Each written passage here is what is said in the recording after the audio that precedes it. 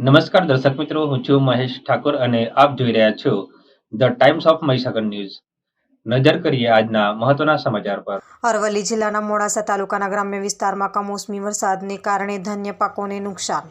ધરતીનો તાત ગણાતા ખેડૂતો જ્યારે મોંઘા દાટ બિયારણો, ખાતરો લાવી રાત દિવસ ઉજાગરા વેઠી પાકની માવજત કરતા હોય છે. સિઝન વગરના વરસાદને કારણે પડતા પર પાટું જેવા હાલ. કમોસમી વરસાદ માવઠાને લીધે મોડાસા તાલુકાના ચારણવાડા, જામાપુર, ઝાલોદર સહિત મુલોજ, નહેરુ, કંપા આજુબાજુના વિસ્તારમાં ઘઉં, મકાઈ, ચણા જેવા પાકોને વ્યાપક નુકસાન થવા પામ્યું છે.